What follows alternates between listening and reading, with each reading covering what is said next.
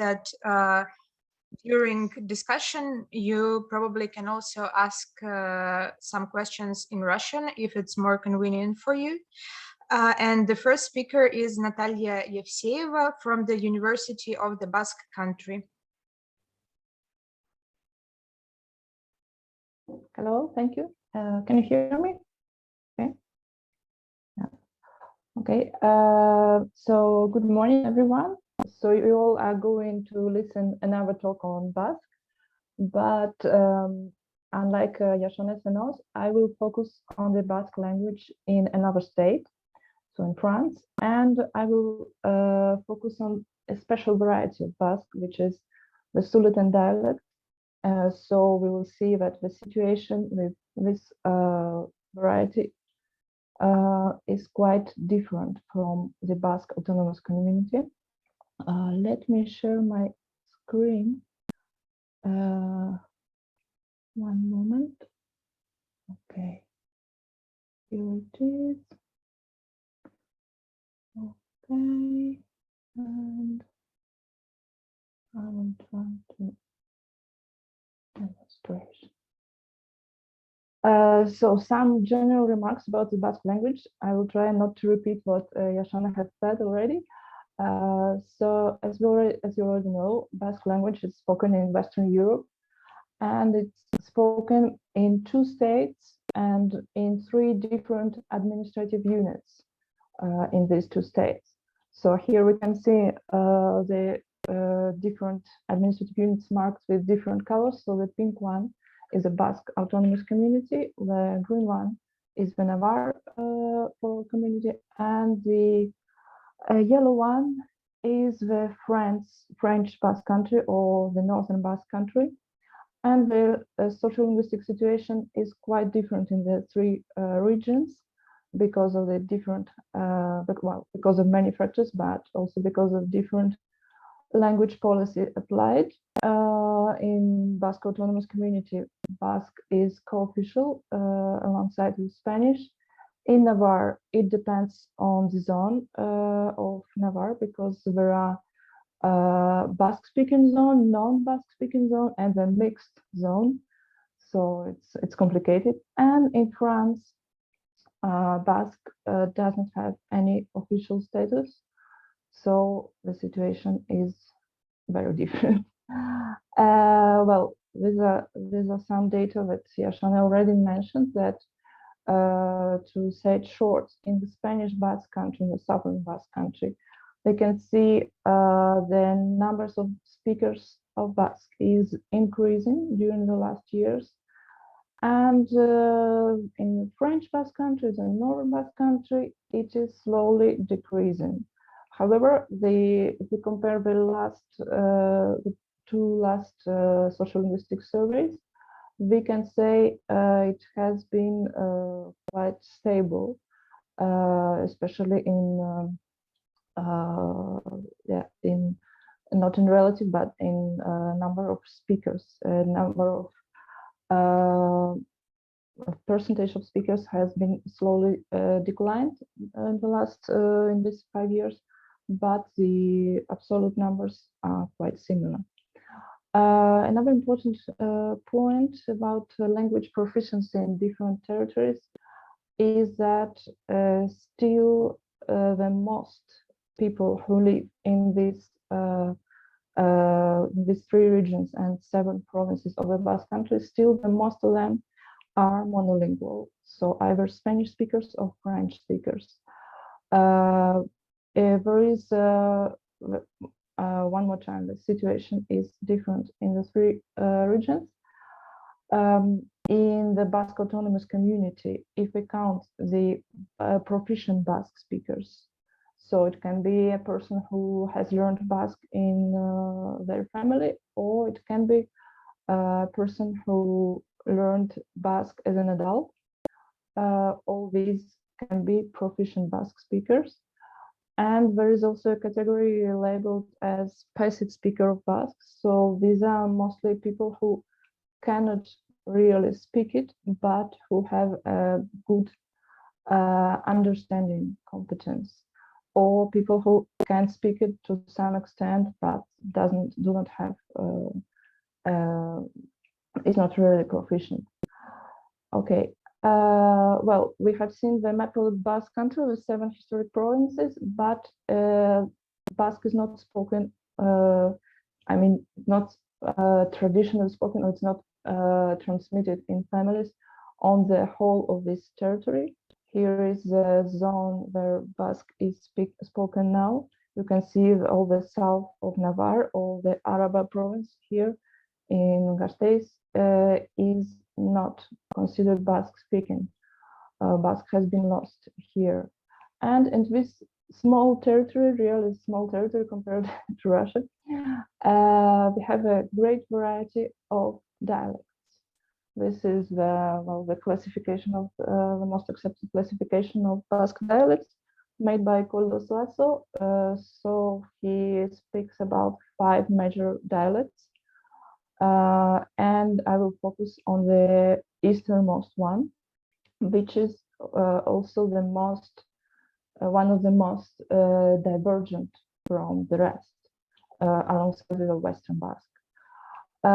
So there is a standard Basque language, which is let's say a young language, because it was created. The process of standardization of Basque started only in the second part of the 20th century. Well, mainly in the 60s, but mostly from in the 70s. And well, let's see this kind of diagram map that I have done. This standard Basque was created based mostly on the central. I can go here, mostly on the central Basque dialects, also including some things from Navarrese Basque and Navarre Labourdian Basque, which is French, spoken in a French territory. And that's why the Western Basque and the Suburban Basque are somehow on the margin of the standardization. However, not all, let's say, not all parts of the language are strictly standardized. For example, the orthography there are strict rules of how to write in Basque, but the pronunciation is not regulated. So everyone can pronounce while speaking standard Basque. Everyone can pronounce like he or she wants, according to the native dialect. Yes, and new speakers of Basque, when they learn standard Basque, they have to somehow learn a variety of standard Basque. For example, when we see in lexicon, many words are accepted like in the same level as synonyms from different dialects. So basically, when you hear a person speaking a standard Basque, you can guess where he or she comes from, because of the pronunciation, because of the lexicon. But still, there are some things that are left only in the dialects. And yes, the Western Basque and the Easternmost Basque, the Souletin Basque, are the ones that are most divergent from the standard. So the standard Basque is widely used, as we have already seen, in the Basque autonomous community, and on the less extent in Navarre, but it's not really used in France, in the northern Basque territories.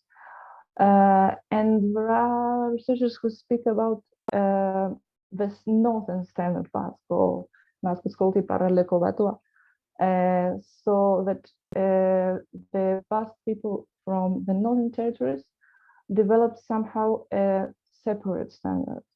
It is seen like this by the speakers themselves. There are studies about do I think that this special standards exist?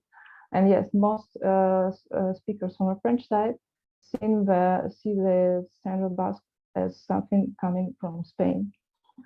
I haven't mentioned, but there is also a big difference in numbers between Spanish side and French side. So we have about 600,000 or even more of Basque speakers in Spain and only 50,000 in France. Yes, the Standard Basque and well, all the dialects have some influence of Standard Basque on a different extent, and they also have, of course, influence of Spanish, French, and in case of Souletin, it also had in the past influence of Gascon. So the influences of Spanish and French somehow influence on standard. Okay, some very brief introduction to the Souletin dialect. So it's spoken in Sul, it's pronounced in Sul, in Basque in Suberua or Shiberua, historical province. It's mostly a rural area. It's basically one valley in the mountain, into the mountains. Well, there are lower regions and Pyrenees with 200 meters mountains. It was been somehow isolated for many years, and it's seen from a point of view of other Basque speakers. It's seen like something of Basque paradise, of a place where the language and the cultures has been conserved, and it is still a region with many proficient Basque speakers, but so more or less there are no good numbers, there are no good servers of speakers of the dialect, but we can say there are maybe 7,000 speakers, and that makes more or less the half of the whole population. And the problem with the dialect is that the family transmission of Basque and of Souletin is being interrupted in France and in the Sul province. It's not the case. It's comparing with the Spanish Basque country. It's kind of, let's say, typical language shift. Then parents just stop speaking to their children in minority language because they do not consider it as prestigious. There are no official ban of Basque, but as it was not used in the education, for example, so many people stopped transmitting. Well, I don't have enough time to show some differences, but well, I can read 2 sentences just for you to understand how different the dialect can be. For example, to say next time I will go in the mountains in Souletin, well, my pronunciation is not perfect, but it will be something like Dagunigantin Bortian Niket, while in Western will be Datorendomekan Mendijanagovanok. The difference is mainly on phonetic level, and there is also a big difference in lexicon level. Souletin Basque, so it's very mutual comprehension is quite limited. I have witnessed it quite well, some situations when Western Basque speakers and Souletin Basque speakers try to communicate, and if none of them is doing some effort to use words from a Standard Basque or from the other dialect, it's complicated. Okay, so the Souletin speakers are really attached to their dialect. Well, I don't have the time to speak into more details, but they prefer the dialect upon the Standard, to say short. And that's what we have from the speakers themselves, but let's say some words on what we have from the top, from the French government as a linguistic policy. As you probably know, France has only one official language, so it's French. However, the regional languages are now accepted as a heritage of France, whatever it can mean. But well, there is a teaching of regional languages and in regional language in France. In case of teaching in language, in regional languages, it started in the 60s, mostly in 70s. And in case of Basque, there is a inertial model of teaching in Basque. It's called Ikastola. It originated in the southern side, in the Spanish Basque country, and well, this experience was transmitted to to the north. So, well, it's immersion model or language nest. Well, but people never say language nest. I don't know why, but it's basically teaching all the subjects except of French in Basque. There are also bilingual sections in public schools. Ikastola are not public schools; they are private associated schools. So they have a subcontract with the states. They have to teach the same program, but parents have to pay. To say it short, there is also bilingual education, and there is a new proposal of a new law this year, which finally turned out unconstitutional, about immersion of public schools. French law legislation doesn't mention any dialect, so it says generally it's only Basque. Apart from this, we have some other actors in the language policy in France, which are public official Basque languages. Well, its main function is to go to fund the projects related to Basque. And another thing is the creation of Basque agglomeration community, which group all the Basque territories. Very short about what we have now in education in the Souletin dialect. We have two Ikastola in Sul, which provide immersion in Souletin on preschool and primary school level.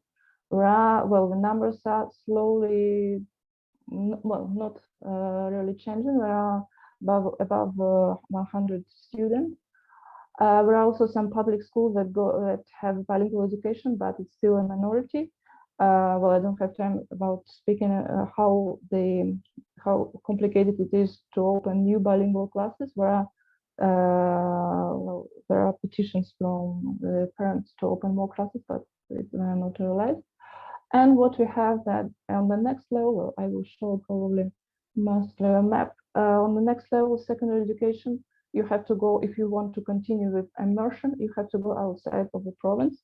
The red points are actually the college, the obligatory secondary education in France. And if you want to continue the last 3 years studying in immersion in Basque, you have the only opportunity is to go to Bayonne, to the major Basque city in France.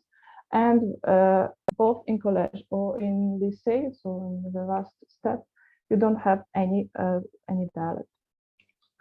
Okay, just some materials which are created in the dialect. So yes, I don't have the time to speak about the funding of the Ikastola schools. So part of it is from crowdfunding. So actually, this one is selling Basque products to everyone who wants them, and the money of that comes to Ikastola. Just one word about adult teaching. As I have already mentioned, many Basque speakers in all the Basque country are second speakers, so non-native speakers of Basque. In Sul, there are a limited number of new speakers, but there is an evening school which provides teaching for adults, both as evening classes and as a summer camp for adults. Souletin is very present in cultural activities. It's really a dialect that's continually living in all the spheres of cultural life. Again, no time to go into details, but there are some tradition being kept and also being evolving. So it's not only traditional singing of traditional songs, which is still very strong, but there are also some modern groups, for example, dialect. There are also some traditional folkloric representation, but there are really many people involved into. I just showed some photos of Masquerada. It's a dance and acting representation performance held in Souletin, and it's done by young people, so under 30 years, more or less. There is also kind of folk theater, also completely entire on Souletin. Souletin is not really well represented in media. There are some books. something done, but a very important project is radio on Souletin, which is very popular in the region, and they also have a web page and Facebook page, and well, people are really interacting with that. Well, just a couple of photos, linguistic landscape. We can see there are bilingual signs in French and in Souletin. And just a photo of the current linguistic landscape about the college and all this. Well, again, no time to go into details. Actually, it was one of my projects that I wasn't able to realize this year to go study the linguistic landscape and the interaction of French, of Standard, and the Souletin in the Sul. We have also to mention the influence of Southern. Okay, yeah, I have no time. Just I will go to the final remarks so that you can read it. And if there are any questions, I will be happy to answer. Thank you very much. Well. Thank you for your interesting talk. We have around 5 minutes for questions. Kaylee, please, your question. Hi, thank you for the great presentation. It's fascinating to learn about the French side, a part that we don't really hear much about, talking about the Basque situation. You mentioned pelota and sports overall. And do you see the sports encouraging language use or motivating people to use the language? Or how do you see sports in the revitalization of the Basque on the French side? Okay, that's a good question. Yeah, I've had some slide. No, it's not seen right now. Okay. Yes, that's a good question. It's surely require more research about that, because as in case of other cultural activities, there is a lot done in Basque, for example, dances or dance classes or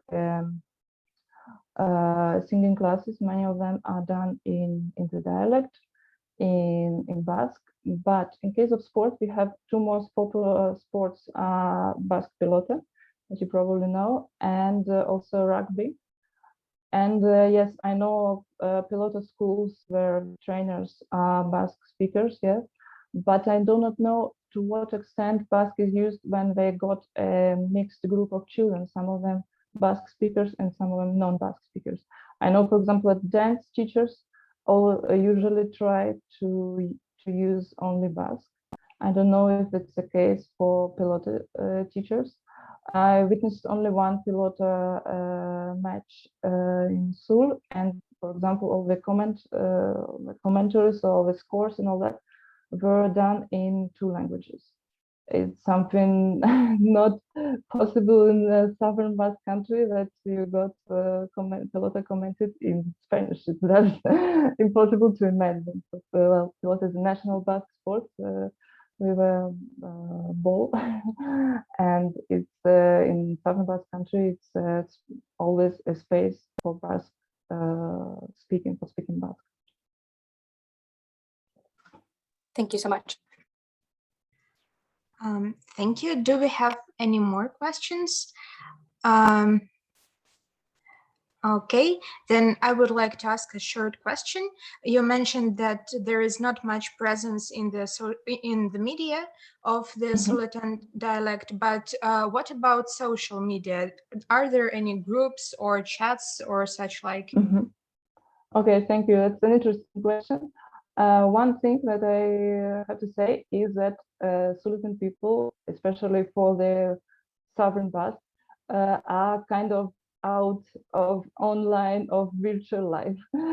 For example, southern Basque are always, not only the elder, okay, the most speaker of Souletin are elderly people, but also the young people. For example, 5 years ago, when everyone already in the southern Basque country, in the urban settings, so everyone was using smartphones and all that, and the Souletin Basque were like, I'm just with my simple phone. I don't need to have mobile internet like that. But I can see an increase in use of Souletin in social media.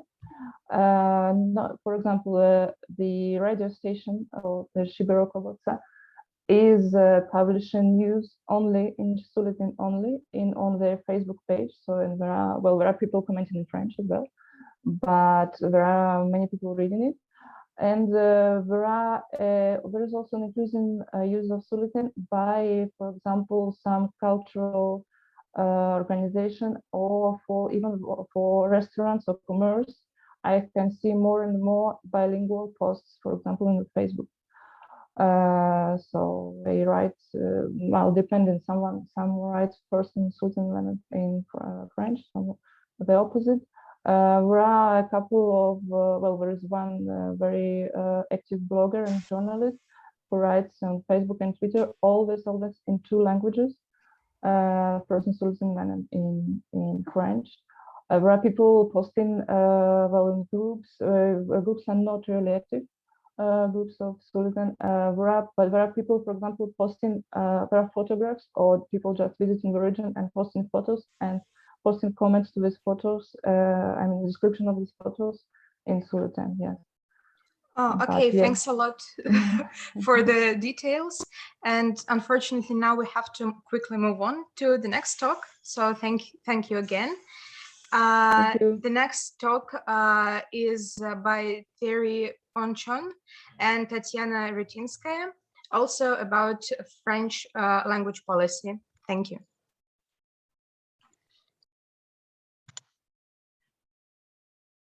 Дорогие коллеги, рада приветствовать всех участников лингвистического форума от имени членов Международной научно-исследовательской лаборатории проблемы социального и территориального разноречия и передаю слово нашему англофону нашей команды, профессору Реймского университета Шампань-Арден Тьерри Поншону. Добрый день. Since 1992, Article 2 of the French Constitution defines French as the only language of the Republic. But at the same time, France considers that cultures and their diversity, including languages, constitute well-forming part of the country's heritage, which must be preserved.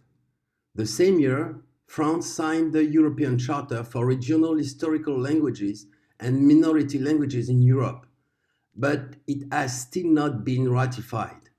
This is why the current government is making ambivalent statements and pursuing a paradoxical language policy. On the one hand, its purpose is to promote French as the only unitary language. On the other hand, to promote dialectal languages without recognizing them.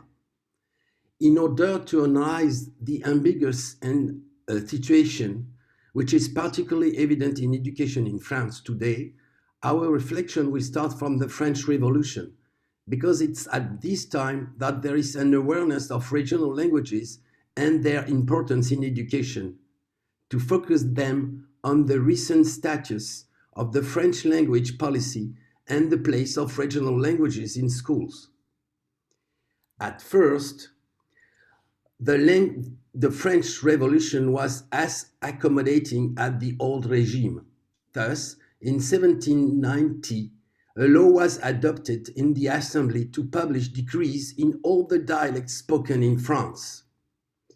In fact, this law was opposed to the revolutionary mind, which aspired to a united and indivisible France. This is why, quickly, linguistic regional specificities are fought and reduced, because the unification of the language as well as a nation education was considered as necessity for democracy. Between 1793 and 1794, several decrees and laws were passed to set back the dialects and generalize the French language. At that time, only 15 out of 83 departments spoke French exclusively, those around Paris. During this period, there is a real fight against the dialect. In 1784, the so-called Linguistic Terror Law was decreed, prohibiting the use of local languages in all public acts. A few months earlier, a decree made education in French compulsory throughout the country, in which it specified that the speaking will be done in French. The idiom of the country can only be used as an auxiliary help. Thus, before the industrial era, France lived in an autoclave multilingualism, that is to say, a perennial kaleidoscope of impervious regional dialects, without French be the federative language or a superstrate. During the First Empire, the international politics, very eventful, is at the forefront of concerns. This is why language policy concerning regional languages does not change much, especially since the empire, at its peak, extends throughout all Western Europe. A few decades later, state primary education in French will develop thanks to the social and progressive ideas contained in the revolutions of 1830 and 1848. Two phenomena will induce a deep mutation of the society: the Industrial Revolution and its consequence, the rural exodus, facilitated by the expansion of the railway centered exclusively on Paris. See picture 7, which will necessarily lead to the use of French in the popular and working classes. In the second third of the 19th century, the linguistic landscape of France changed a lot. French became the national language for all social classes, and the dialects were relegated to the ranks of community and native sociolects. Without a doubt, it was the Third Republic, 1870-1940, that institutionalized France's language policy and teaching. It did not do so with bad intentions, but its deliberate policy of linguistic leveling had disastrous consequences for all regional languages. Jules Ferry, Minister of Public Instruction, now National Education, is one of the founders of the Republican identity and the founder of the secular and free public school. He is one of the most important personalities regarding the language policy of modern France. His name is linked to the school laws he established in 1881 and 1882. They made compulsory primary education from 6 to 13 years and secularism of education, whose goal were to consolidate democracy while imposing French. Since these laws, the use of regional languages, particularly Breton and Occitan, declined sharply. This is all the more true, for French was learned with the great French authors as exclusive reference. In fact, anyone who spoke any dialect at school was punished by chorus, corporal punishment, mockery session organized by the teacher, etc., and had to wear a signum linguae, a kind of dunce cape. Thus, those who did not speak French quickly felt ashamed to speak their mother tongue. However, Jules Ferry's goal was that all the French could understand all the laws and be united against the enemy in the event of war. From 1880 and 1950, successive governments fought hard against regional language, which they pejoratively called patois, on the pretext of fighting clericalism. During this period, we go from a non-French speaking monolingualism to a French speaking monolingualism, as you can see on the picture. This irreversible development is concomitant with the modernization of society. Once rural, it has become urban. However, from the end of the 19th century, the recurrent language policy of forced Francisation creates fears and raised demands to protect regional languages and consider them as part of cultural and identity heritage of France. Thus, from 1950, several important decisions in favor of regional languages were made in education. The Dixon Act or law of 1951 allowed the teaching of 4 regional languages in middle and high school: Breton, Catalan, Occitan, and Basque, as we have seen before. In the 70s, associative schools were created in several regions, in which courses were taught in the regional language. Finally, the Habit Act on 1975 recognized the possibility of teaching all regional languages and cultures throughout schooling. 1992 was undoubtedly a key date in France's language policy. The European Charter, which stipulates that every regional language has an imprescriptible right to be practiced in private and public life, was adopted by the Council of Europe on November the 5th. 25 countries signed it, but not France. From that date, we can say that there are increasing tensions between the defenders of a one and indivisible republic with French as a single language and those of a one and indivisible republic within linguistic plurilingualism. The same year, Article 2 of the Constitution of the Fifth Republic was amended to make the French Constitution compatible with the Maastricht Treaty. The words "French is the language of the Republic" are then added. In 1994, the Toubon Act or Toubon Law recognized the use of regional languages in education, but also the obligation to write all official or commercial documents in French. In 1998, Bernard Poignant, mayor of Quimper, which is in Brittany, reported to Lionel Jospin, then Prime Minister, on regional languages and cultures. He pleads for the government to sign the charter and ratify it, and for a positive language policy. For him, knowing or learning several languages is a good thing for exchange between people, but also for understanding between peoples and their mutual respect. In 1999, France finally signed the European Charter, but refused to ratify it on the pretext that it was unconstitutional. To date, France is among the few signatory states in Europe that does not have formally and officially approved this charter.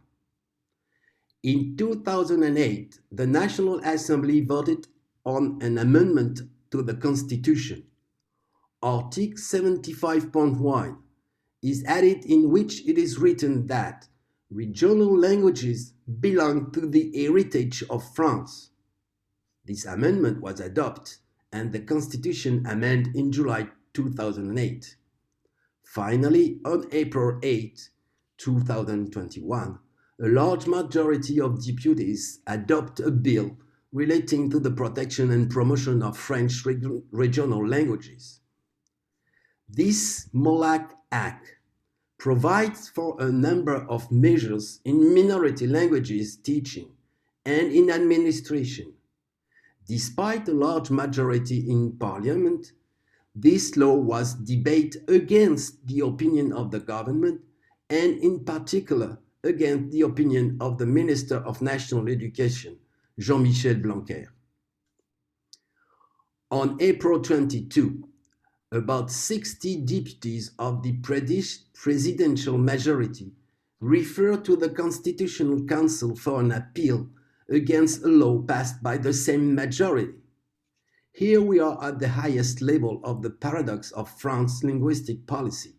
Indeed, while the President of the Republic, Emmanuel Macron, said he was in favor of regional languages, this appeal was remotely guided by his Minister of National Education. It is therefore not a linguistic quarrel, but a political discord in the majority that creates strong tensions between the minister and many deputies. On May 21, 2021, the Constitution Council partially censored the Malak Act.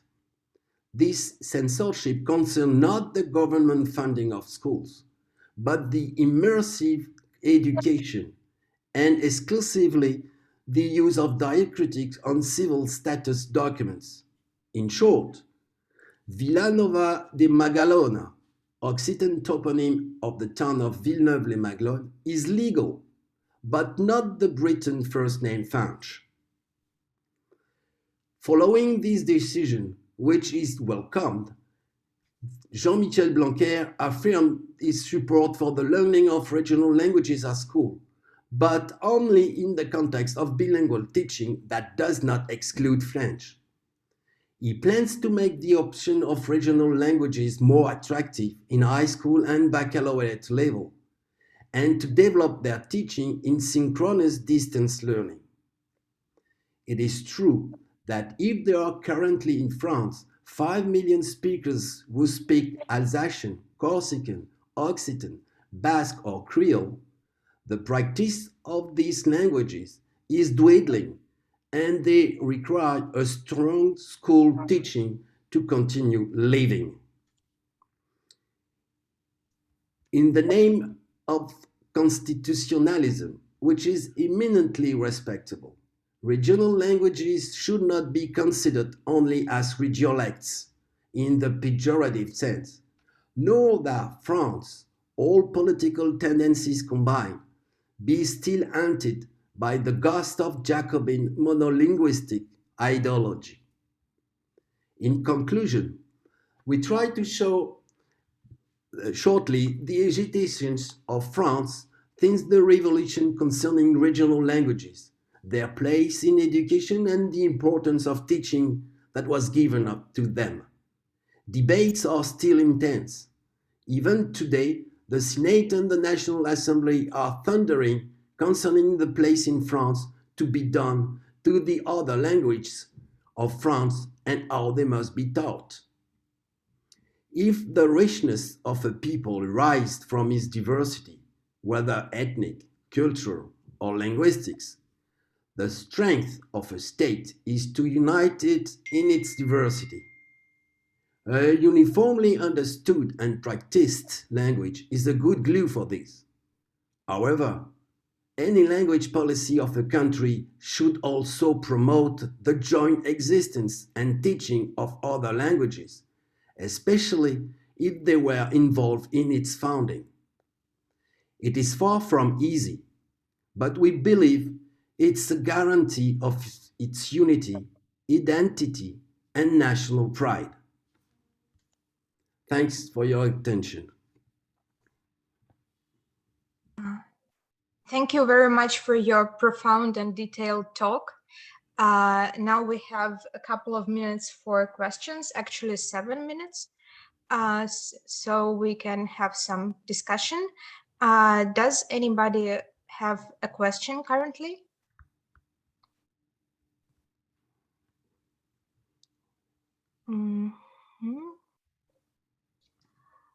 Not yet.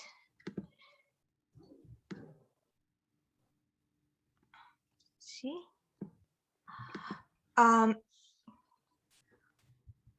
right, then I would like to ask something about this map on the previous slide. So as far as I understand, it showed the proportion of monolingual French, bilingual, and immersive education, or what were the parts of the diagrams for different languages? Sorry. The map, which was on the slide before the end, about the education, does it show the percentage of French, bilingual, and immersive education? Yes? Tatiana, tu le remets Remets la photo. Oui, tout à fait.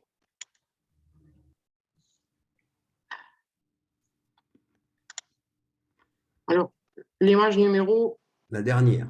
la dernière. Non, l'avant, Ah, oui, celle-là. oui, oui, j'ai compris. Yeah.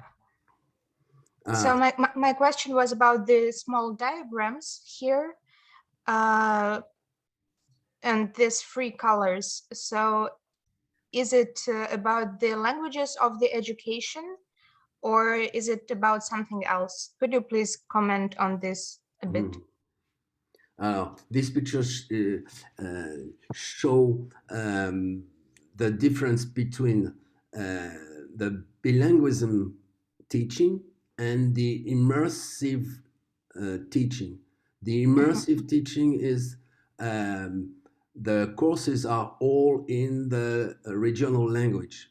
For example, in Brittany, we have the schools named Devon Schools, and they are all the courses are in Britain, and this type of school are not appreciated by the minister.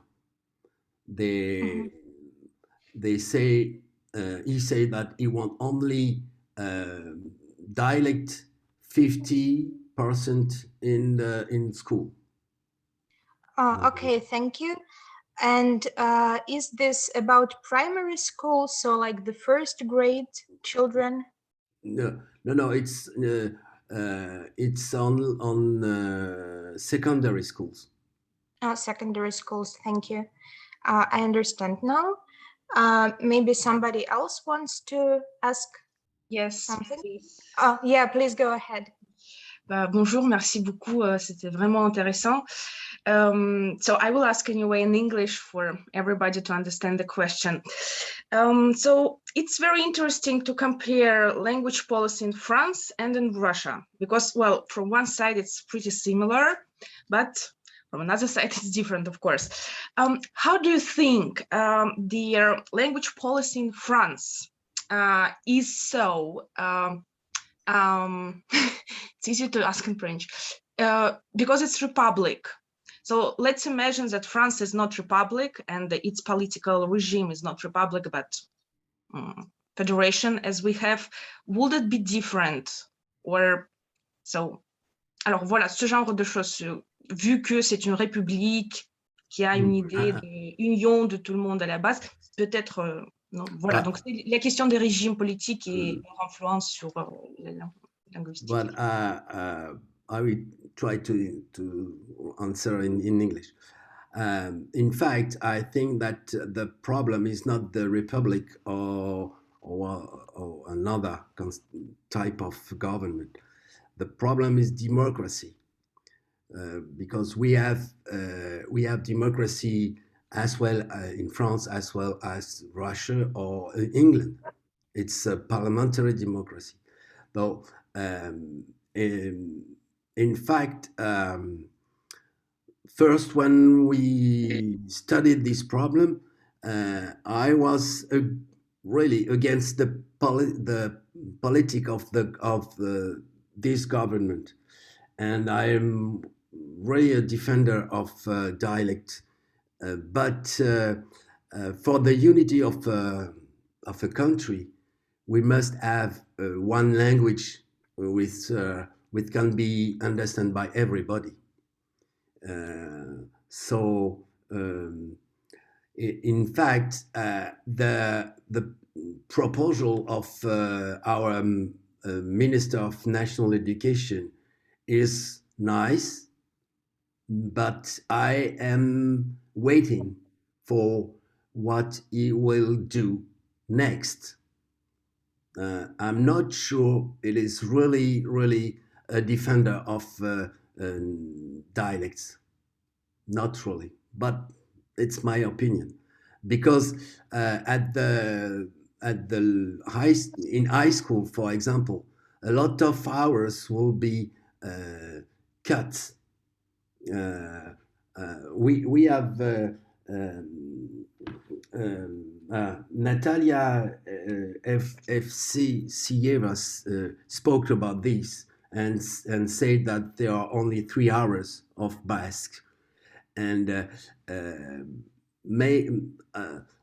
I am suspect, in fact. So it's not really because we are in a republic and Russia is a federation. Russia is a federation of republics. So